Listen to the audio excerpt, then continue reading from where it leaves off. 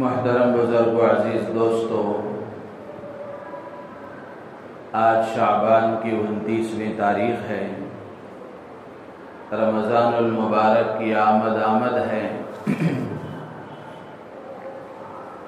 اللہ کو منظور ہوا تو آج چاند نظر آ سکتا ہے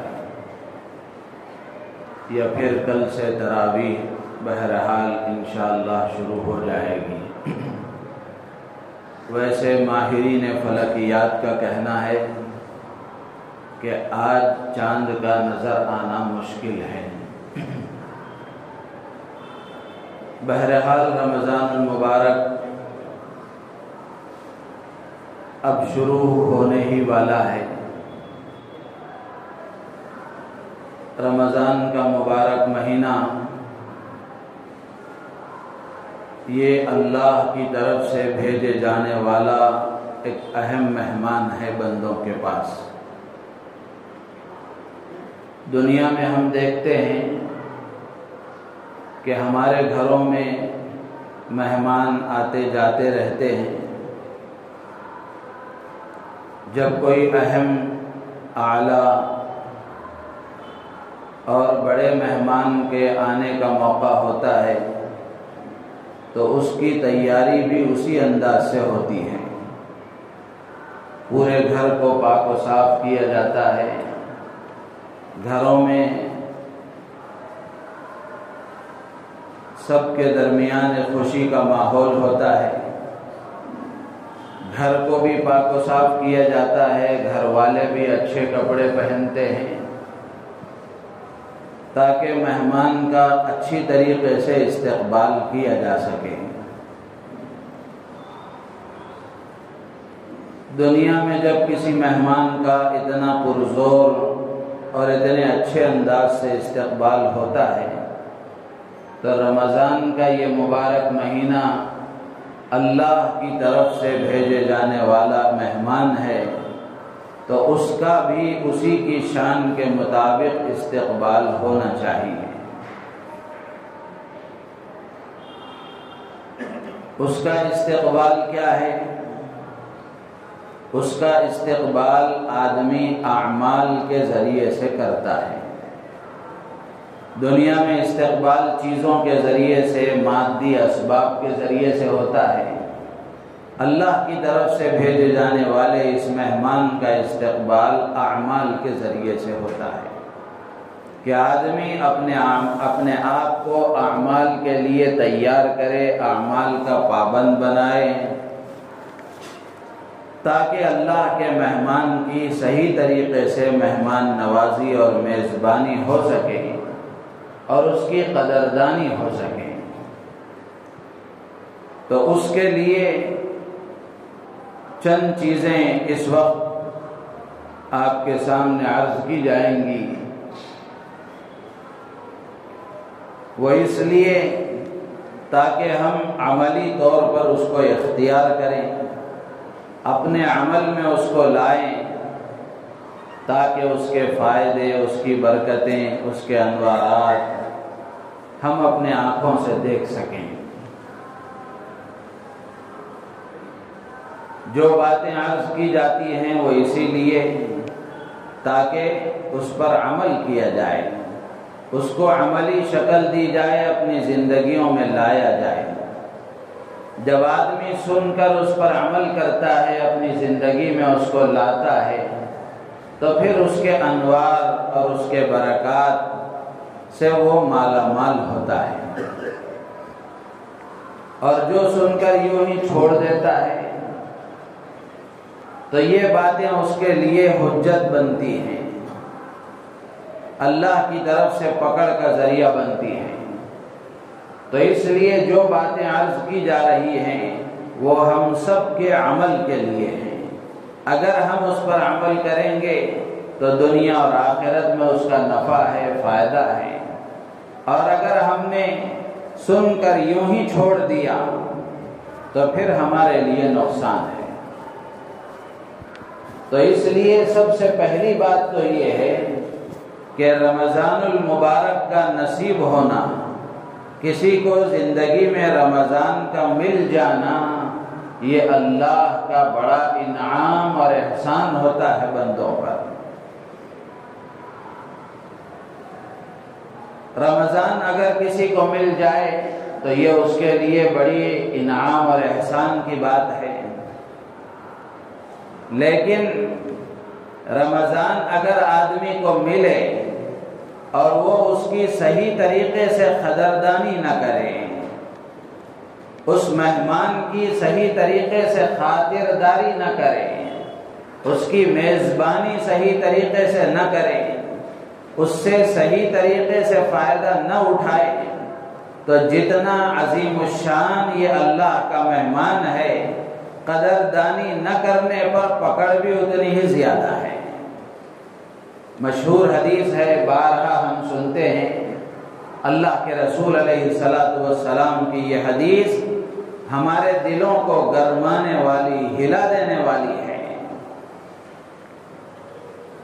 کہ اگر رمضان کا مہینہ کسی کو مل جائے اور وہ اپنی بخشش کا سامان تیار نہ کر لے، اپنی مغفرت کا سامان تیار نہ کر لے، اللہ کی بارگاہ میں اپنے آپ کو مقبول بندہ نہ بنا لے، تو اللہ کے نبی علیہ الصلوۃ والسلام فرماتے ہیں اس سے بڑا بد نصیب دنیا میں کوئی نہیں، اس سے بڑا محروم کائنات میں کوئی نہیں۔ مشہور حدیث ہے، حضرت کعب بن عجرہ رضی اللہ تعالیٰ عنہ فرماتے ہیں کہ ایک مرتبہ سرکار دو عالم صلی اللہ علیہ وسلم نے صحابہ سے فرمایا کہ قریب آ جاؤ، ممبر کے قریب ہو جاؤ۔ تو حضرت کعب بن عجرہ رضی اللہ تعالیٰ عنہ فرماتے ہیں کہ ہم ممبر کے قریب ہو گئے۔ اللہ کے نبی علیہ الصلوۃ والسلام نے ممبر کی پہلی سیڑھی پر قدم رکھا تو آمین فرمایا، پھر دوسری سیڑھی پر قدم رکھا تو آمین فرمایا، تیسری سیڑھی پر قدم رکھا تو آمین فرمایا، پھر اس کے بعد آپ نے خطبہ ارشاد فرمایا، پھر آپ نیچے تشریف لائے۔ حضرات صحابہ کرام رضوان اللہ تعالی علیہم اجمعین حساس طبیعت کے حامل تھے۔ صحابہ نے دیکھا کہ اس مرتبہ آپ ہمیشہ بارہا کئی مرتبہ ممبر پر آپ چڑھے بھی ہیں، اترے بھی ہیں، لیکن اس مرتبہ ایک نئی چیز صحابہ نے دیکھی کہ آپ نے ممبر کی پہلی سیڑھی پر قدم رکھا تو آمین فرمایا، دوسری سیڑھی پر قدم رکھا تو آمین فرمایا، تیسری سیڑھی پر قدم رکھا تو آمین فرمایا۔ تو یہ آمین کہنے کی بات صحابہ نے پہلی مرتبہ دیکھی اور صحابہ کو نئی لگی، تو صحابہ سیکھنے کا مزاج رکھتے تھے، تحقیق کرنے کا مزاج رکھتے تھے، معلوم کرنے کا مزاج رکھتے تھے۔ ایسا نہیں کہ دیکھ لیا چھوڑ دیا، جو ہو رہا ہے سو ہونے دو، ایسا نہیں۔ صحابہ کا مزاج سیکھنے کا تھا، معلوم کرنے کا تھا۔ تو حضرات صحابہ کرام رضوان اللہ تعالی علیہم اجمعین نے نبی رحمت صلی اللہ تعالی علیہ وسلم سے پوچھا کہ اللہ کے رسول، آج ہم نے آپ سے نئی بات دیکھی کہ آپ ممبر پر چڑھتے ہوئے آپ نے تینوں سیڑھیوں پر جب قدم رکھا تو آمین فرمایا، کیا بات ہے؟ تو اللہ کے نبی علیہ الصلوۃ والسلام نے فرمایا کہ جبرائیل میرے پاس آئے تھے اور جبرائیل نے بد دعا کرتے ہوئے یہ کہا کہ ہلاک ہو جائے وہ شخص جس کی زندگی میں اس کو رمضان ملے اور وہ اپنی مغفرت نہ کرا لے، اپنی مغفرت نہ کرا لے، اپنی بخشش کا سامان تیار نہ کر لے۔ تو جبرائیل امین جیسے مقرب فرشتے نے ہلاکت کی بد دعا کی، اللہ کے نبی علیہ الصلوۃ والسلام نے فرمایا آمین۔ اللہ کے نبی علیہ الصلوۃ والسلام نے اس پر گویا مہر لگا دی کہ یہ واقعتاً بد نصیب ہے، واقعتاً محروم ہے اور بدقسمت ہے۔ کتنی بڑی بات ہے۔ تو اس لیے رمضان کا مل جانا جتنی بڑی نعمت ہے، اگر ہم نے اس کی ناقدری کی تو یہ ہمارے لیے اتنی ہی بڑی ہلاکت کا سبب ہے۔ تو اس لیے رمضان کے مہینے کو ہم غنیمت سمجھیں، اللہ کی نعمت سمجھیں، اللہ کا انعام سمجھیں۔ جب آدمی اس کو اللہ کی نعمت سمجھتا ہے، اللہ کا انعام سمجھتا ہے، تو پھر اس نعمت کا احساس اپنے اندر پیدا کر کے اس کا شکر ادا کرنے کی کوشش کرتا ہے۔ اب جو نعمت ہی نہ سمجھے اور مہینوں کی طرح اس کو بھی ایک مہینہ سمجھ لے اور دنوں کی طرح رمضان کے دنوں کو بھی یوں ہی گزار لے، تو یہ اس کی بدقسمتی کی بات ہے۔ جو اس کو نعمت سمجھے گا، اللہ کا انعام سمجھے گا، وہ شکر ادا کرے گا، اور جو نعمت کا شکر ادا کرتا ہے اللہ تبارک و تعالی اس نعمت میں اضافہ فرماتے ہیں۔ لَإِن شَكَرْتُمْ لَأَزِيدَنَّكُمْ وَلَئِن كَفَرْتُمْ إِنَّ عَذَابِي لَشَدِيدٌ۔ اللہ نے فرمایا کہ اگر نعمتوں کا شکر ادا کرو گے تو اللہ نے تاکید کے ساتھ فرمایا کہ ضرور ضرور میں نعمتوں میں اضافہ کروں گا۔ تو آدمی رمضان کو نعمت سمجھ کر اگر اللہ کا شکر ادا کرے گا، اللہ تبارک و تعالی بار بار اس کی زندگی میں اسے رمضان عطا فرمائیں گے اور رمضان میں عبادتوں کی توفیق عطا فرمائیں گے۔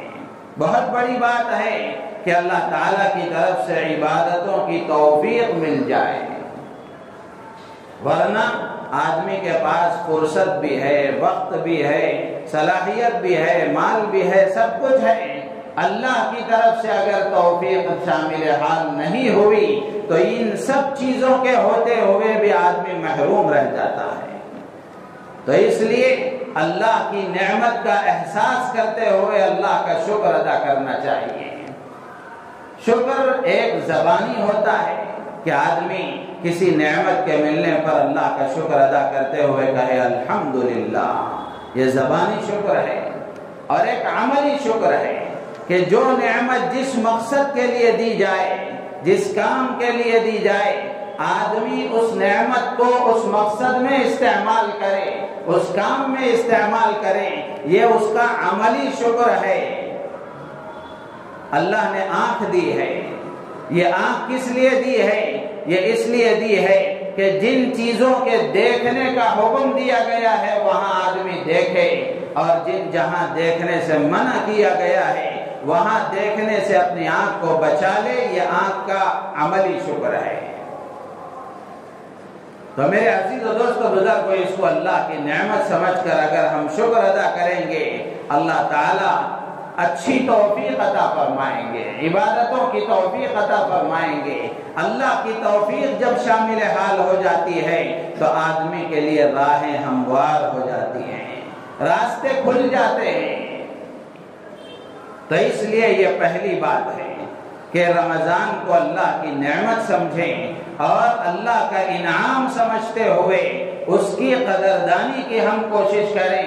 ایسا نہ ہو کہ ناقدری ہم سے ہو جائے اور پھر یہی رمضان ہمارے لیے بجائے نجات اور مغفرت، رحمت اور برکت کے ہلاکت کا سبب بن جائے۔ اللہ ہم میں سے ہر ایک کی، پوری امت مسلمہ کی حفاظت فرمائے۔ تو اس کے لیے، اس کی قدردانی کے لیے، اس سے فائدہ اٹھانے کے لیے چند باتیں ہیں۔ پہلی بات یہ ہے کہ اپنی نیتوں میں اخلاص پیدا کریں، اپنی نیتوں میں اخلاص پیدا کریں، اس لیے کہ اخلاص ہی دین کا لب لباب اور نچوڑ اور خلاصہ ہے۔ جس عمل میں اخلاص نہ ہو اللہ کے ہاں وہ قابل قبول نہیں ہے، چاہے جتنا اچھا ہو، جتنا بڑا ہو۔ ہمیں ہر نیک کام اللہ کی رضا کے لیے کرنے کا حکم دیا گیا۔ قرآن پاک میں اللہ نے فرمایا وَمَا أُمِرُوا إِلَّا لِيَعْبُدُوا اللَّهَ مُخْلِصِينَ لَهُ الدِّينَ حُنَفَاءَ۔ سورہ بینہ میں اللہ فرماتے ہیں کہ ہمیں ان کو حکم دیا گیا اللہ کی عبادت کا، خالص اسی کے لیے عبادت کو خاص کرتے ہوئے، کہ ہماری ہر عبادت، ہمارا ہر عمل، ہماری ہر نیکی صرف اور صرف اللہ کو راضی کرنے کے لیے۔ اس لیے یہ پہلی اور بنیادی چیز ہے کہ اگر اخلاص ہم نے اپنے اندر پیدا کر لیا تو چھوٹا سا چھوٹا عمل بھی ہمارے لیے نجات کا ذریعہ بن جائے گا۔ اور اگر اخلاص نہیں ہے، خلوص نہیں ہے، اللہ کے لیے کرنے کا جذبہ نہیں ہے، اللہ کو منانے، اللہ کو پانے، اللہ کو حاصل کرنے، اللہ کی رضا حاصل کرنے کا جذبہ اگر نہیں ہے تو بڑا سا بڑا عمل بھی آدمی کو جہنم میں لے جانے کا ذریعہ بنتا ہے۔ تو اس لیے یہ پہلی بات ہے کہ ہم اپنی نیتوں میں خلوص پیدا کریں، اخلاص پیدا کریں۔ روزہ رکھ رہے ہیں، تراویح پڑھ رہے ہیں، صدقہ اور خیرات کر رہے ہیں، قرآن کی تلاوت کر رہے ہیں، کمزوروں کے کام آ رہے ہیں، غریبوں کا خیال کر رہے ہیں، مسکینوں کی امداد کر رہے ہیں، قرآن کی تلاوت کر رہے ہیں، جو بھی آپ نیک عمل کر رہے ہیں، اللہ کو راضی کرنے کا جذبہ اگر اس کے اندر ہم پیدا کریں گے تو یہ سارے عمل ہمارے لیے نجات کا ذریعہ بنیں گے۔ تو اس لیے یہ بنیاد ہے، جڑ ہے، یہ اگر صحیح ہوگی تو پھر آگے کی عمارت صحیح طریقے سے کھڑی ہو سکے گی۔ تو اس لیے جو بھی عمل کریں بار بار اپنی نیت کو ٹٹولتے رہیں کہ میں یہ کام کس کے لیے کر رہا ہوں، میں یہ کام کس کے لیے کر رہا ہوں۔ اسی لیے کہتے ہیں کہ عمل کے شروع میں بھی، عمل کے درمیان میں بھی، عمل کے آخر میں بھی آدمی اپنی نیت کا احتساب کرے، نیت کا جائزہ لے کہ یہ کام کس کے لیے ہو رہا ہے۔ شروع میں تو اچھے جذبے سے شروع کیا گیا، درمیان میں نیت خراب ہو گئی، یا درمیان میں بھی اچھی تھی، نتیجہ نظر آتے وقت میں آخر میں نیت خراب ہو گئی، تو پھر یہ ہمارے لیے فساد کا اور بگاڑ کا، خرابی کا، ہلاکت کا ذریعہ بنے گا۔ تو اس لیے اللہ کو راضی کرنے کا جذبہ ہر عمل میں مجھے اور آپ کو پیدا کرنا ہے تاکہ رمضان کی عبادت اللہ کی بارگاہ میں قبول ہو جائیں، اور یہ رمضان ہمارے لیے تربیت کا، نجات کا، مغفرت کا ذریعہ بنے۔ یہ پہلی بات ہے۔ دوسری بات یہ ہے کہ رمضان سے فائدہ اٹھانے کے لیے اور رمضان کی قدردانی کے لیے اپنے دل کو پاک و صاف کریں۔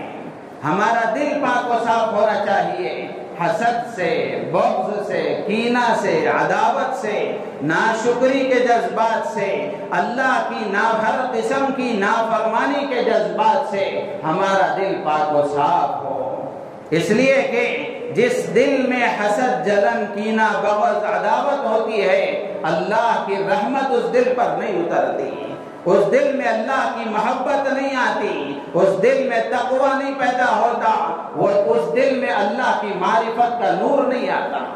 اللہ کے رسول علیہ السلام نے اسی لیے فرمایا الا وان فی الجسد مضغۃ اذا صلحت صلح الجسد كله واذا فسدت فسد الجسد كله الا وهي القلب۔ اللہ کے نبی نے تنبیہ کرتے ہوئے، آگاہ کرتے ہوئے، خبردار کرتے ہوئے فرمایا، غور سے سنو، الا وان فی الجسد مضغۃ، کہ جسم میں خون کا ایک لوتھڑا ہے، اذا صلحت صلح الجسد كله، جب وہ لوتھڑا صحیح ہوتا ہے، وہ جسم میں گوشت کا ٹکڑا صحیح ہوتا ہے، اللہ کے نبی فرماتے ہیں پورا جسم صحیح رہتا ہے۔ وَإِذَا فَسَدَتْ فَسَدَ الْجَسَدُ كُلُّهُ، جب دل میں خرابی آتی ہے، اللہ فرماتے ہیں جسم سے نکلنے والے اعمال خراب ہو جاتے ہیں، جذبات خراب ہو جاتے ہیں، اعضاء و جوارح سے نکلنے والے اعمال میں فساد پیدا ہو جاتا ہے۔ تو اس لیے رمضان کے آنے سے پہلے ہم اپنے دلوں کو پاک و صاف کریں، اپنے دل کو ایسا بنائیں کہ اس پر اللہ کی معرفت کا نور اترے، اس میں اللہ کی محبت پیدا ہو، تقوی پیدا ہو، طہارت پیدا ہو، اللہ کا تعلق نصیب ہو، اللہ سے قربت حاصل ہو۔ تو یہ دوسری چیز ہے کہ ہم اپنے دلوں کو پاک و صاف کریں رمضان کے آنے سے پہلے۔ عموماً ہوتا یہ ہے، گھروں میں بھی ہم دیکھتے ہیں، گھر کی عورتیں گھر پاک و صاف کرتی ہیں، سب چیزوں کو پاک و صاف کرتی ہیں، اچھے کپڑوں کا بھی انتظام ہوتا ہے، اچھی چیزوں کا بھی انتظام ہوتا ہے، یا پھر جو چیزیں ہیں انہیں کو پاک و صاف کرنے کا بھی انتظام ہوتا ہے۔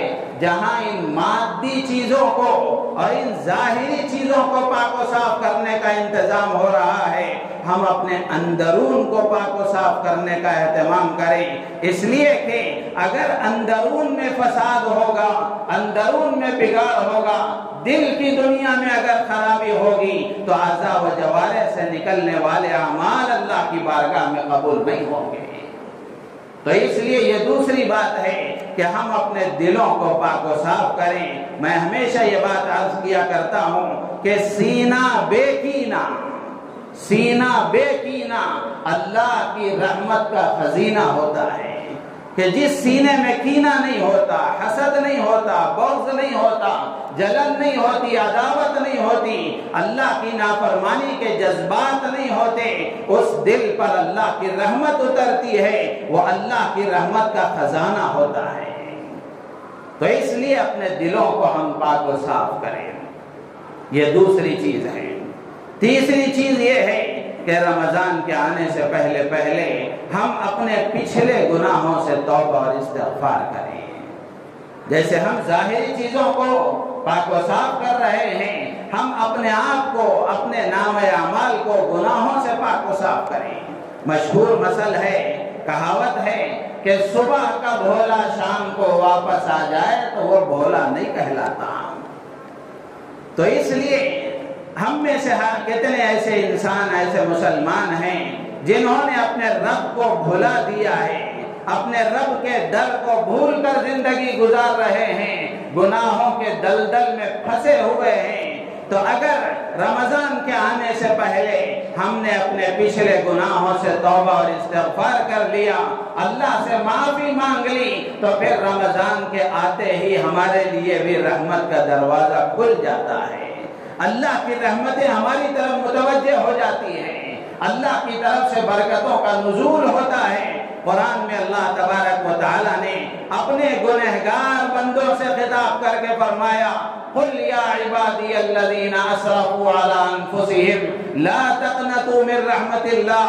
نبی کی زبانی اللہ کہلواتے ہیں اور پھر خطاب کر کے فرماتے ہیں کہ نبی جی آپ فرما دیجئے کہ اے میرے وہ بندو جنہوں نے اپنے آپ پر ظلم کیا ہے، میری نافرمانی کر کے، گناہوں میں زندگی گزار کر کے، میرے احکامات کو چھوڑ کر کے، لا تقنطوا من رحمت اللہ، زندگی اب تک جیسی بھی گزری ہو اللہ کی رحمت سے مایوس مت ہو جاؤ، اللہ کی رحمت سے مایوس مت ہو جاؤ۔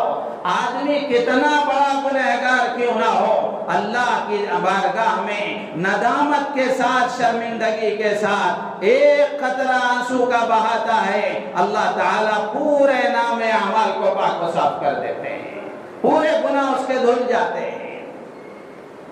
تو میرے عزیز و دوست بزرگوں، یہ تیسری بات ہے کہ ہم اپنے پچھلے گناہوں سے توبہ اور استغفار کریں، توبہ اور استغفار کریں۔ توبہ بڑی چیز ہے، اللہ کے نبی نے فرمایا التائب من الذنب کمن لا ذنب لہ، گناہوں سے توبہ کرنے والا، گناہوں سے معافی مانگنے والا ایسا ہے جیسے اس نے گناہ کیا ہی نہیں۔ دنیا میں آپ دیکھتے ہیں کورٹوں سے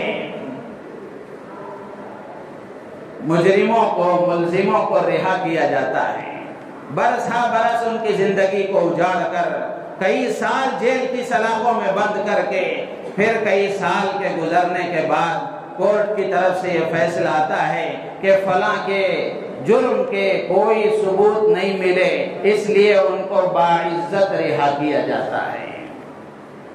باعزت رہا تو کیا گیا، لیکن ان کی جو فائل تھی، جب ان پر FIR درج ہوئی تھی یا ان پر جو مجرم ہونے کا الزام لگایا تھا، وہ فائل میں وہ چیزیں باقی ہیں، وہ ختم نہیں ہوئی، وہ فائل میں وہ چیزیں باقی ہیں۔ اور اللہ ہم پر کتنا بڑا مہربان ہمارا پروردگار ہے کہ بندہ اپنے اعضاء و جوارح سے گناہ کرتا ہے، زمین کے جس حصے پر گناہ کرتا ہے، جن چیزوں کے سامنے گناہ کرتا ہے، جب بندہ توبہ اور استغفار کرتا ہے، اللہ سے معافی مانگتا ہے، اللہ تعالیٰ ان گناہوں کو، اس کے اعضاء و جوارح کو بھی بھلا دیتے ہیں، زمین کے اس حصے کو بھی بھلا دیتے ہیں، اور نام اعمال سے بھی اللہ مٹا دیتے ہیں۔ اب اس کے بعد اس گناہ کا کوئی ثبوت باقی نہیں رہتا۔ تو اسی لیے اللہ کے نبی نے فرمایا التائب من الذنب کمن لا ذنب لہ، گناہوں سے توبہ کرنے والا، اپنی کوتاہیوں سے اللہ کی بارگاہ میں معافی مانگنے والا ایسا ہے جیسے اس نے گناہ کیا ہی نہیں۔ تو اس لیے کل سے رمضان شروع ہوگا یا آج سے شروع ہو تو ہمیں چاہیے کہ ہم بیٹھے بیٹھے اپنے دل میں اللہ سے معافی مانگیں، گناہوں سے توبہ اور استغفار کریں۔ میرے عزیز و دوستو بزرگوں، توبہ اور استغفار بہت بڑی چیز ہے۔ آدمی اگر گناہوں سے معافی مانگ لیتا ہے، اللہ تبارک و تعالیٰ کی رحمت اسے اپنے آغوش میں لے لیتی ہے۔ تو اس لیے یہ تیسرا کام ہے۔ چوتھا کام یہ ہے کہ جہاں رمضان میں ہم اپنی عبادتوں کو بڑھاتے ہیں، اعمال کا اہتمام کرتے ہیں، وہیں سب سے بڑی عبادت یہ ہے کہ ہم اپنے آپ کو گناہوں سے دور رکھیں، گناہوں سے بچائیں۔ آدمی نیک کام بھی کر رہا ہے، اس کے ساتھ ساتھ گناہ بھی ہو رہے ہیں، آنکھوں کے گناہ بھی ہو رہے ہیں، کانوں کے گناہ بھی ہو رہے ہیں، زبان سے غیبتیں بھی ہو رہی ہیں، ہاتھ و پیر سے غلط کام بھی ہو رہے ہیں، مال کا غلط استعمال بھی ہو رہا ہے، اللہ کی دی ہوئی صلاحیتوں کا غلط استعمال بھی ہو رہا ہے، ساتھ ساتھ میں عبادتیں بھی ہو رہی ہیں۔ تو ایسا نہ ہونا چاہیے، بلکہ ہمیں گناہوں سے بچنے کا اہتمام کرنا چاہیے۔ عربی کا مشہور مقولہ ہے الحمیۃ رأس کل دواء، کہ اصل جو علاج ہے وہ پرہیز ہے۔ آدمی ڈاکٹر کے پاس جاتا ہے، اپنی بیماری بتاتا ہے، تو ڈاکٹر جہاں دوا تجویز کرتا ہے وہیں پرہیز بھی بتاتا ہے۔ آدمی دوا کا تو اہتمام کرے، پرہیز کا خیال نہ رکھے تو وہ دوا اثر نہیں کرتی۔ تو اسی لیے یہ دوا نیک اعمال ہیں اور یہ پرہیز گناہوں سے حفاظت ہے۔ تو اس لیے گناہوں سے بچنے کا اہتمام ہو، آدمی احتساب کے ساتھ، استحضار کے ساتھ زندگی گزارے۔ زبان سے کوئی بول رہا ہے تو سوچے کہ یہ میرا بول اللہ کو خوش کرنے والا ہے، ناراض کرنے والا ہے، میرا یہ بول جنت کو لے جانے والا ہے یا جہنم کے گڑھے میں ڈھکیلنے والا ہے۔ آدمی بولنے سے پہلے سوچے، کسی کام کے کرنے سے پہلے سوچے۔ اللہ والوں کے بارے میں آتا ہے کہ اللہ کے نیک بندے، سلف صالحین، بزرگان دین رمضان میں اپنی زبان کا غلط استعمال نہیں کرتے تھے۔ غلط استعمال کیا کرتے؟ ضروریات کے لیے بھی لکھ کر اپنی ضرورتیں بتاتے تھے تاکہ زبان سے ایکسٹرا الفاظ بھی ادا نہ ہو اور زبان اور ضرورت سے زائد استعمال نہ ہو۔ لکھ کر بتاتے تھے، تول کر زبان استعمال کرتے تھے، الفاظ کا انتخاب کرتے تھے۔ تو رمضان کا مبارک مہینہ آ رہا ہے، تو یہ رمضان کے مہینے میں اگر ہم اس کی عادت ڈال لیں گے، اپنی تربیت کریں گے اور ٹریننگ لیں گے تو انشاءاللہ العزیز یہ تربیت سال بھر کام آئے گی۔ یہ تربیت سال بھر کام آئے گی کہ پھر ہمارے زبان کے بول صحیح ہو جائیں گے، ہمارا آنکھوں کا دیکھنا صحیح ہو جائے گا، ہمارے کانوں کا سننا صحیح ہو جائے گا اور ہمارے اعضاء و جوارح کی حرکتیں صحیح ہو جائیں گی۔ تو اس لیے گناہوں سے بچنے کا اہتمام کریں، اور اسی کے ساتھ ساتھ رمضان کے جو اعمال ہیں، رمضان میں بطور خاص جو اعمال کیے جاتے ہیں، ایک تو روزہ ہے، روزے کا اہتمام کریں، اور اسی طریقے سے تراویح کا اہتمام کریں، آخری عشرے میں اعتکاف کا اہتمام کریں، اور اسی کے ساتھ ساتھ روزانہ نوافل کا، تہجد کا، چاشت اوابین اور اشراق کا، قرآن کی کثرت سے تلاوت کا اہتمام کریں۔ اللہ کے رسول علیہ السلام کے بارے میں آتا ہے کہ اللہ کے نبی علیہ السلام جبرائیل امین کے ساتھ قرآن کا دور فرمایا کرتے تھے۔ جبرائیل امین ہر رات میں رمضان میں اللہ کے نبی کے پاس آتے اور قرآن کا آپس میں دور کرتے تھے۔ قرآن اللہ کے نبی ان کو سناتے تھے، وہ اللہ کے نبی کو سناتے تھے۔ اور اسی طرح سلف صالحین کے بارے میں آتا ہے کہ سلف صالحین کا قرآن کی تلاوت کا کثرت کا معمول تھا کہ رمضان میں کثرت سے قرآن پڑھتے تھے۔ امام ابو حنیفہ رحمۃ اللہ علیہ، جن کے ہم مقلد ہیں، جن کی فقہ ہم مانتے ہیں، امام ابو حنیفہ رحمۃ اللہ علیہ کے بارے میں آتا ہے کہ رمضان میں 60 قرآن پڑھتے تھے۔ دن کا ایک قرآن، رات کا ایک قرآن، تراویح کا ایک قرآن، 61 قرآن پڑھتے تھے۔ امام شافعی رحمۃ اللہ علیہ کے بارے میں بھی آتا ہے۔ میرے عزیز و دوست بزرگوں، یہ تو پچھلے بزرگوں کی بات ہوئی، آج بھی اللہ کے ایسے بندے اور بندیاں موجود ہیں جو روزانہ ایک قرآن پڑھنے کا اہتمام کرتے ہیں۔ اس گئے گزرے دور میں بھی، آج اس قحط الرجال کے دور میں بھی، آج بھی اللہ کے بندے اور بندیاں موجود ہیں جو روزانہ ایک قرآن کے ختم کرنے کا اہتمام کرتے ہیں۔ آدمی قرآن سے اگر اپنا تعلق مضبوط کر لے اور قرآن سے وابستگی اختیار کر لے تو اس کے لیے کوئی مشکل نہیں ہے۔ اللہ اس کے وقت میں برکت عطا فرماتے ہیں اور قرآن کی تلاوت اس کے لیے آسان فرما دیتے ہیں۔ تو اس لیے رمضان میں روزے کا، تراویح کا، تہجد کا، اشراق، چاشت اور اوابین کا، قرآن کی کثرت سے تلاوت کا اور صدقہ اور خیرات کا، زکوٰۃ کی ادائیگی کا، رمضان کے آخری عشرے میں اعتکاف کا ابھی سے ہم ترتیب بنائیں کہ یہ رمضان کے آخری عشرے میں جو ہمارے کام ہیں اگر ہم اس کو پہلے کر سکتے ہیں تو ابھی سے اس کا نظام بنا کر کے رمضان کے آخری عشرے میں یکسو ہو کر اللہ کی گھر میں اعتکاف میں اگر ہم زندگی گزاریں گے، میرے عزیز دوست بزرگوں، اعتکاف کرنے والا اللہ کو بہت پسند ہے، اس کے بڑے فضائل ہیں، انشاءاللہ العزیز وہ بھی عرض کیے جائیں گے۔ تو رمضان میں روزوں کا، تراویح کا اور اسی طریقے سے تہجد کا، صدقہ اور خیرات کا، سخاوت اور تلاوت کا خاص طور سے ہم اہتمام کریں۔